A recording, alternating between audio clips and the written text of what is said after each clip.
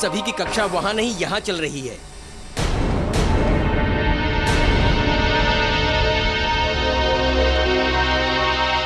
तो मैं कह रहा था कि आप सभी इस आश्रम में आत्मनिर्भर होकर रहने लगे हैं और इस जीवन में स्वच्छता के महत्व को समझना अति आवश्यक है, क्योंकि कहा गया है कि स्वच्छ शरीर में ही रहे स्वस्थ मस्तिष्क, और स्वस्थ मस्तिष्क में ही होता है निर्मल ज्ञान। तो मैं आप सभी को निर्मल ज्ञान प्राप्त करने के कुछ सरल उपाय बताऊंगा।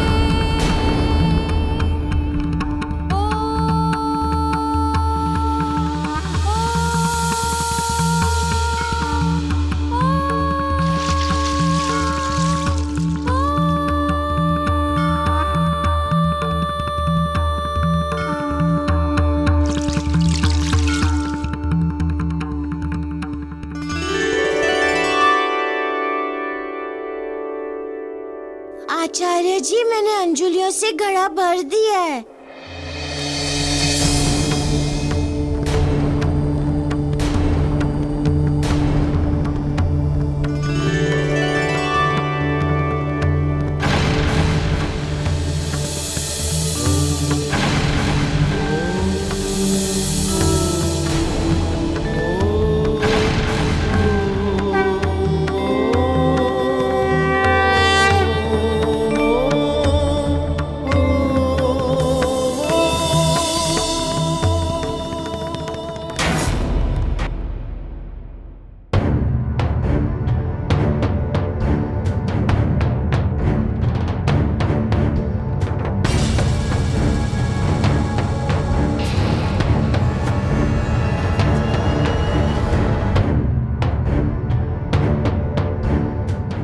अरे, तुम मेरे पास कैसे आ गई? मैं तो आ ही रहा था ना।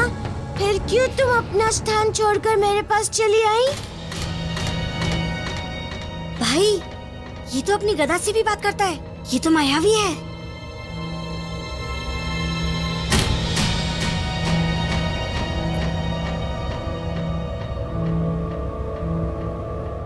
आचार्य, क्या मैं अपने स्थान पर जाके बैठ सकता हूँ? नहीं। अंजुलि से पानी भर के तुमने अनुशासन का पाठ तो पढ़ लिया, किंतु मैं चाहता हूँ कि तुम आज ही विनम्रता का पाठ भी पढ़ लो। जाकर सभी को पानी पिलाओ।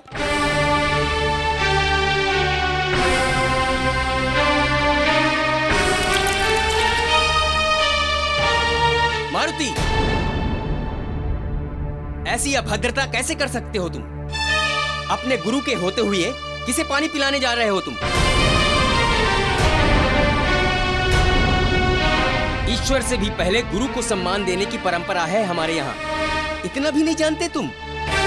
आचार्य श्री, सम्मान के संदर्भ में आपका कथन सही है, किंतु यदि गुरु और ईश्वर दोनों सामने आ जाए तो मैं पहले गुरु को ही प्रणाम करूंगा। किंतु मुझे एक शिक्षा मिली है पानी पहले छोटों को देना चाहिए और पान पहले बड़ों को देना चाहिए।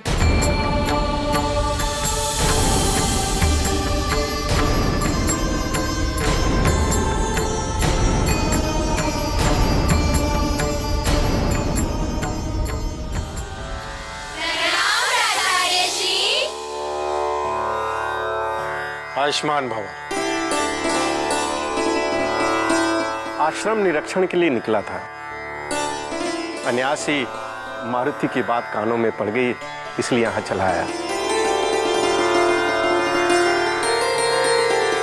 मारुति, तुमने अभी अभी जो पान और पानी वाली बात की है, उसके पीछे क्या विचार है वत्स? आचार्य श्री, पानी जीवन का प्रतीक माना जाता है, इसलिए पानी सबसे पहले छोटों को देना चाहिए। और पान सम्मान का प्रतीक है, इसलिए पान सबसे पहले बड़ों को देना चाहिए। साधु, वत्स साधु, तुम्हें अपनी प्रथम गुरु अर्थात अपनी माता से बहुत ही सुंदर, सहज और व्यवहारिक ज्ञान मिला है। अति सुंदर।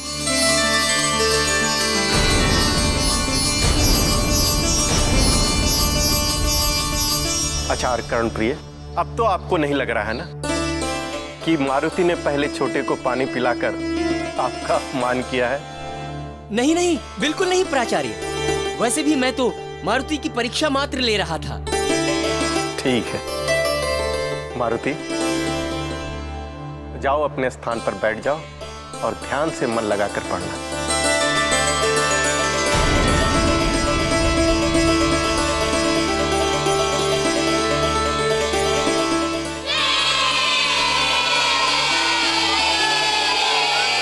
मारुति, तुमको उन दोनों लड़कों पे क्रोध नहीं आया जिन्होंने तुमको आचार्य के सामने झूठ मूठ ही फंसा दिया और बिना बात दंड भी दिलवा दिया? तुम ये कैसे कह सकते हो मित्र कि उन दोनों लड़कों ने मुझे झूठ मूठ फंसाया? उन्हें जो लगा उन्होंने कहा और आचार्य ने जो देखा उसी आधार पे उन्होंने अपनी प्रतिक्रिया दी। आंखों देखी को झुठलाना बहुत कठिन होता है मित्र। मारुति, तुम सही कह रहे हो। मुझे भी लगता है कि उन दोनों लड़कों ने कुछ नहीं किया है।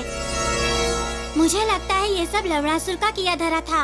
वो लोग आपस में तुम्हारी गदा लेकर भी कुछ बोल रहे थे। मुझे लगता है वो तुम्हारी गदा चुराना चाहते हैं। क्या तुमने अपने कानों से उनको मेरी गदा चुराने की बात करते सुना था दामोदर?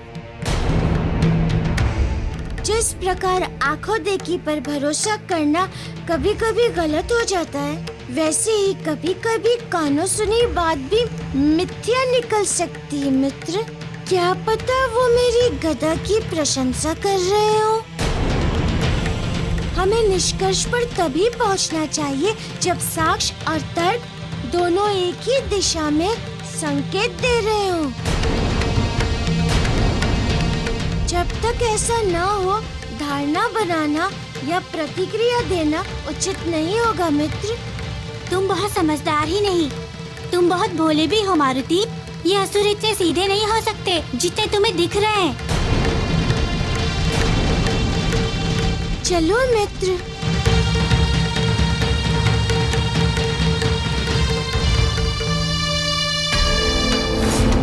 हमें तुरंत ही कुछ ना कुछ करना पड़ेगा। इसकी गदा छीनने के लिए कोई ना कोई मार्ग तो निकालना ही पड़ेगा हमें। किंतु हम करें क्या? वो तो हर पल अपनी गदा स्वयं से चिपकाए चिपकाए चलता है। ऐसे में उससे उसकी गदा छीनना सरल नहीं है। वाह वाह, क्या अद्भुत विचार आया है मन में। आओ इधर आओ, कान में सुनाता हूँ।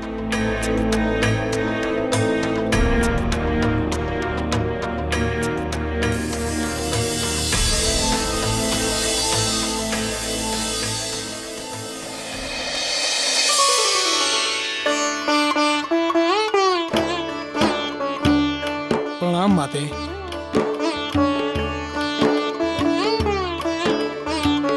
भोजन सामग्री की क्या स्थिति है आचार्य भंडारी? आज भोजन कम तो नहीं पड़ेगा ना? अरे नहीं नहीं माते, भोजन सामग्री की कमी की अभी की व्यवस्था तो प्राचार्य श्री ने करवा दी है, इसलिए अभी की व्यवस्था को मैं किसी भी तरह संभाल लूंगा। किंतु माते, भविष्य के लिए हमें इसके बारे में अवश्य ही कुछ न कुछ सोचना पड़ेगा, अन्यथा हमारे आश्रम के जो बालक हैं, इन्हें भोजन परोसने में भोजन की कमी हो सकती है। इस सत्र में बहुत भिन्न भिन्न प्रकार के विद्यार्थी एक साथ आए हैं, नहीं? हाँ, और सभी सक्रिय भी हैं। अब देखिए ना, स्वेच्छा से स्वैच्छित श्रमदान करने के लिए अपने आप को प्रस्तुत कर रहे हैं। अच्छा, किसने? अब ध्यान से सुनो ये योजना। ये है धतूरे के बीजों का चूर्ण। हाँ, पहले तो हम स्वयं सेवक बनके सभी छात्रों को भोजन परोसेंगे, और फिर जब मारुति भोजन करने से पहले ध्यान लगाने के लिए भक्ति भाव से अपनी आंखें बंद करेगा, तभी चुपचाप ये चूर्ण उसके भोजन में मिला देना। अब जैसे ही मारुति चूर्ण से भरा भोजन खाएगा, वो मूर्छित हो जाएगा, चारों तरफ भगदड़ मच जाएगी। उसी समय तुम दोनों उसकी गदा उठा लेना, समझे? भाई, अब ये काम मुझे करने दो।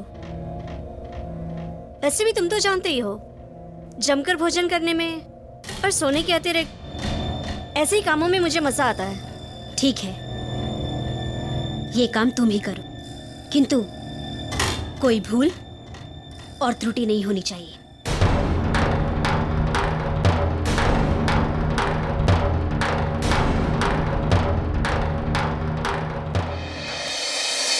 तुम सब जो स्वेच्छा से आश्रम के कार्यों में अपना श्रमदान कर रहे हो, सच मुझे बहुत भला लग रहा है, और तुम सभी के लिए मेरे मन से आशीष निकल रही है।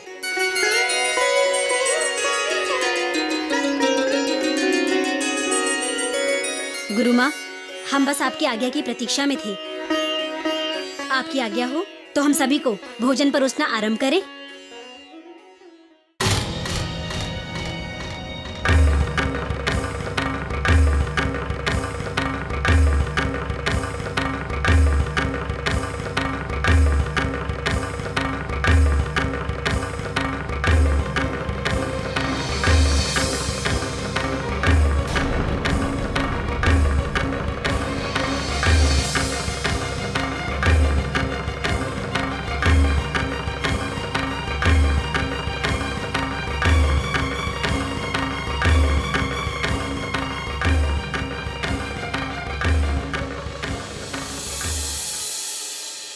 अब सभी बालक आंख बंद करके भोजन मंत्र का उच्चारण करेंगे। और अब हम सब अच्छे दिन और अच्छे भोजन के लिए प्रार्थना करेंगे।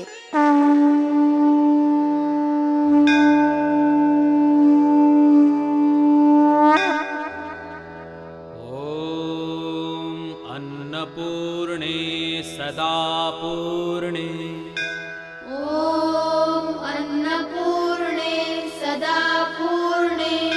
शंकर प्राणवल्लभे,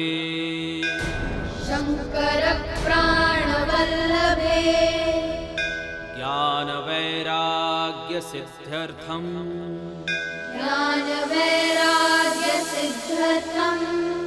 भिक्षां देहि च पार्वती,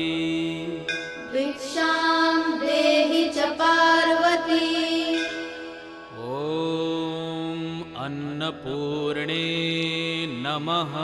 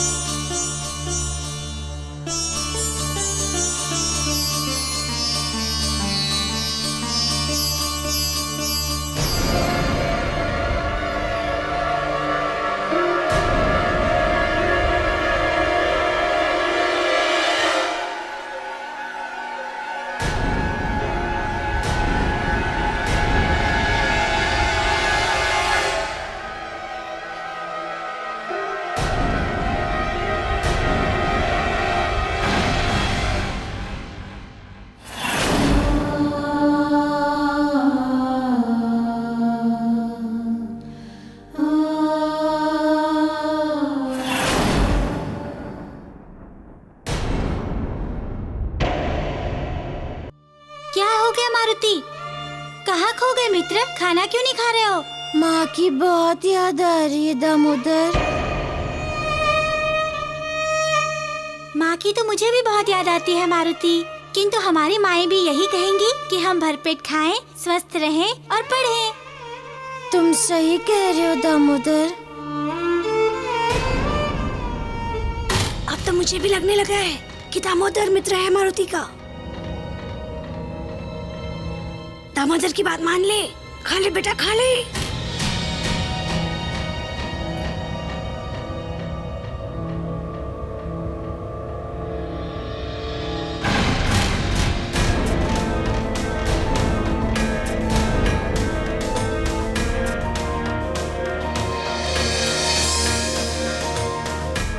मारुति, क्या हुआ? खाना क्यों नहीं खा रहे तुम?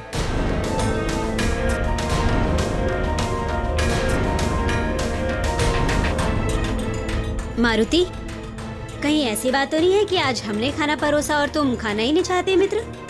नहीं मित्र, ऐसा कुछ नहीं है। वो तो बस मन ही नहीं कर रहा है खाने का। मन क्यों नहीं कर रहा? चलो ठीक है, मैं खिलाता हूँ। अरे मन क्यों नहीं कर रहा? खाना खाओ। लो।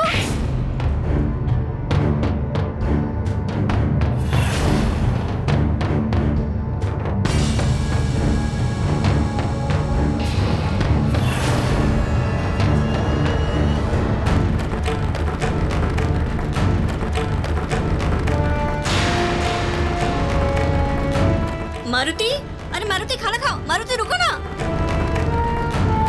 अरे रुको रुको मारुति।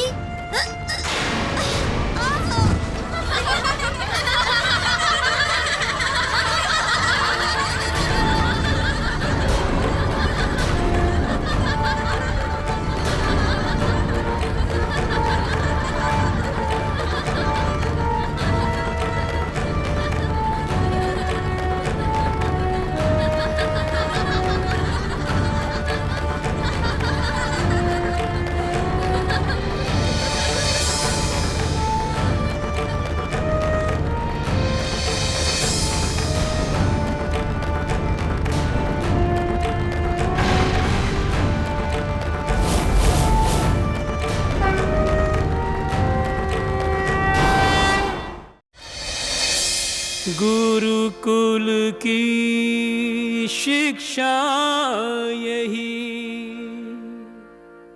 सब हो एक समान।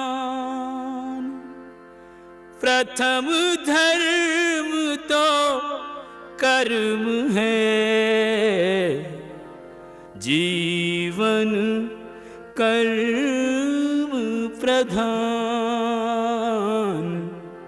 जीवन कर्म प्रधान। हर स्थिति में जी सकें, घर हो या वनवास। हर स्थिति में जी सकें, घर हो या वनवास। कर्मवीर बनकर रखें अपने पर विश्वास। अपने पर विश्वास।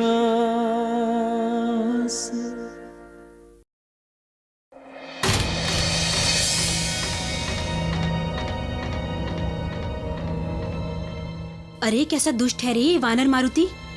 एक पल के लिए भी अपनी गदा अपने से अलग नहीं होने दे रहा है, और हम यहाँ रात दिन उसकी गदा के पीछे पड़े हैं।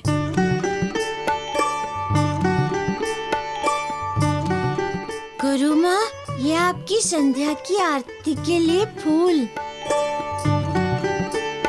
जीते रहो मारुति। अच्छा मारुति, एक बात तो बताओ, आश्रम के इन कार्यों को करते करते तुम थक तो नहीं जाते ना? नहीं, मैं बिल्कुल भी नहीं थकता। आप बोलिए, कुछ करने का कार्य है मेरे लिए? पुत्र, तुम सारे कार्य अपना गदा साथ लिए ही करते हो, फिर भी नहीं थकते। कभी इसे अपने से अलग करते हो कि नहीं? ये मुझे इतनी प्रिय है कि इससे अपने से अलग कैसे करूं? किंतु हाँ, एक समय से अपने से अलग करता हूँ गुरु माँ। अच्छा, कब? जब मैं अपने आराध्य देव का ध्यान करता हूँ तब। कहते हैं जब अपने प्रभु को सच्चे मन से याद करो, उनका ध्यान करो, तो फिर सब कुछ छोड़कर करो। अपने प्रिय से प्रिय वस्तु भी अपने प्रभु श्री राम का ध्यान करते समय हमें भूलनी चाहिए, तभी हमारी पूजा हमारे आराध्य देव तक पहुँचेगी।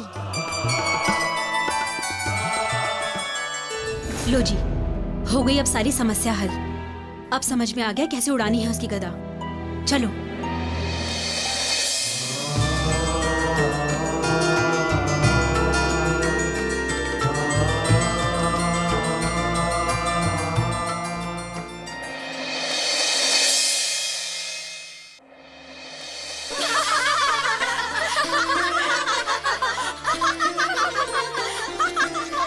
नाना श्री, आप तो जा रहे हैं और हम इस आश्रम में सड़ेंगे। कुछ भी सुविधा नहीं है यहाँ, न रहने की, न पहनने की और न ओढ़ने की। ढंग से भोजन भी नहीं मिलता यहाँ पे, ऊपर से सोने के लिए समय भी नहीं मिलता। जब देखो कोई ना कोई काम में रगड़ते ही रहते हमको। नाना श्री, हमें यहाँ बिल्कुल अच्छा नहीं लगता है। बस, अब कोई किचकिच नहीं करेगा।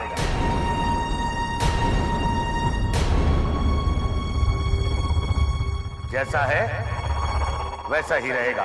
ये आश्रम है, तुम्हारे पिता श्री लंकापति रावण का महल नहीं, जो सुख सुविधाएं तुम्हारे सामने हाथ जोड़कर खड़ी रहेंगी। थोड़ा धैर्य, थोड़ा धीरज। यदि एक बार तुमने उस वानर को हरा दिया तो मैं दैत्यराज शुमाली स्वयं तुम्हें अपने साथ लंका ले जाऊंगा और तुम्हारा वो स्वागत करवाऊंगा कि संपूर्ण संसार देखेगा। तुम स्वयं देखना कि तुम्हारे पिताश्री लंकापति रावण स्वयं गदगद द्वार पर खड़े तुम्हारा स्वागत करेंगे। सुना है 3 मास पश्चात तुम्हारी परीक्षा होने वाली है, तो दे दो परीक्षा। पछाड़ दो उस वानर को, फिर देखो कि मैं कैसा सम्मान करवाता हूं तुम्हारा लंका में। अक्षय, तुम सबसे बड़े हो और सबसे अधिक समझदार भी। तुम समझ रहे हो ना कि मैं क्या कहना चाहता हूं?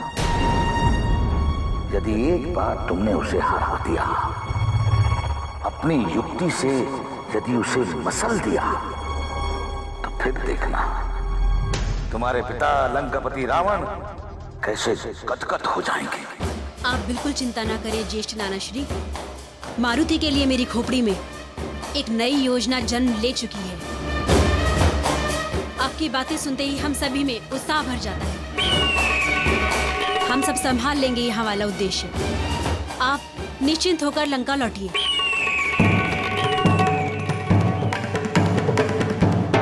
विजयी भवा मेरे राजकुमारों।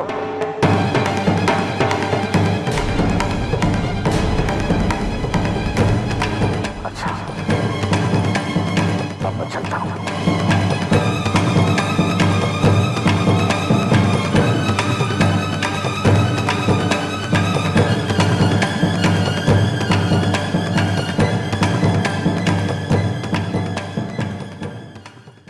चलो सारथी।